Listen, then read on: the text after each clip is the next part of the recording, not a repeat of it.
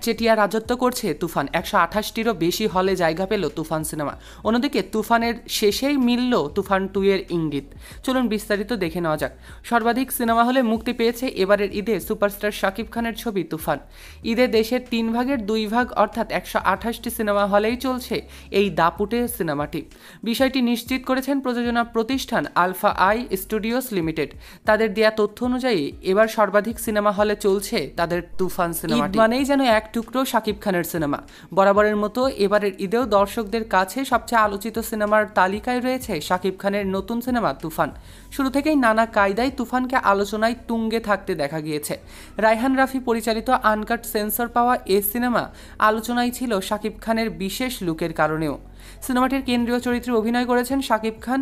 সিনেমার গুরুত্বপূর্ণ চরিত্রে অভিনয় করেছেন অভিনেতা চঞ্চল চৌধুরী। আরও রয়েছে দুই বাংলার 2 অভিনয় শিল্পী নাবিলা এবং মিমি চক্রবর্তী।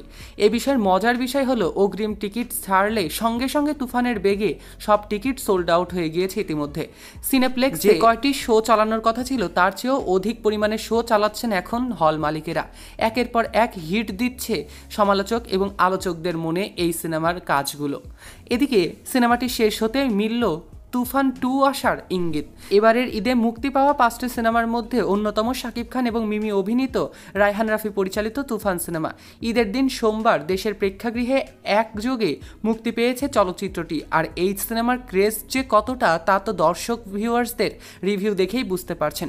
ছবিটির প্রচারে সংবাদ সম্মেলনে রায়হান রাফি বলেছিলেন যে সাধারণত সিনেমা শেষ হলে প্রযোজক সহ অন্যান্যদের নাম আসে, তবে আরেকটি সিন আছে, সেটা হতে পারে অন্য কোনো ছবির সিন বা অন্য কোনো সিন হতে পারে।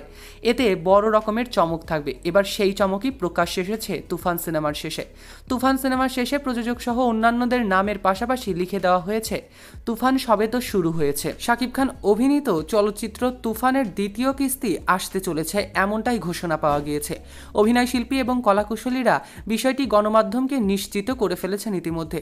উল্লেখ্য, একজন গ্যাংস্টারের গল্প নিয়ে নির্মিত হয়েছে শাকিব খান অভিনীত এই তুফান সিনেমাটি, যেখানে উঠে এসেছে 90 দশকের চিত্র। তবে তুফান দেখে যেমন ভালো প্রতিক্রিয়া দিয়েছে তুফানের ভক্তরা এবং সাকিবিয়ানসরা, তেমনভাবে খারাপ মন্তব্যও করেছেন কিন্তু অনেক দর্শকেরা। অনেকেই বলেছে রণবীর কাপুরের অ্যানুয়াল সিনেমার টুকরো টুকরো অংশও দেখানো হয়েছে সাকিবের মাধ্যমে এই তুফান সিনেমাটিতে। যদিও বেশিরভাগ দর্শকই অ্যাপ্রিসিয়েট করেছে তুফান সিনেমা, তারা তুফান 2 দেখতে আগ্রহী হয়ে বসে আছে। তুফান ছাড়াও ঈদে মুক্তি পেয়েছে ময়ূরাক্ষী, আগন্তুক, ডার্ক ওয়ার্ল্ড এবং রিভেঞ্জ সিনেমাগুলো। সেগুলো কেমন চলছে তা এখনও খোঁজ পাওয়া যায়নি। আপনারা ঈদে কোন ছবি দেখছেন কমেন্টে জানাতে ভুলবেন না। তুফান 2-র জন্য কারা এক্সাইটেড তারাও জানাতে ভুলবেন না। এমনই আপডেট পেতে চ্যানেল এবং পেজটিকে লাইক, ফলো আর সাবস্ক্রাইব করতে ভুলবেন না। সৈকত আহমেদ নূর, সেলিব্রিটি লাইফলাইন।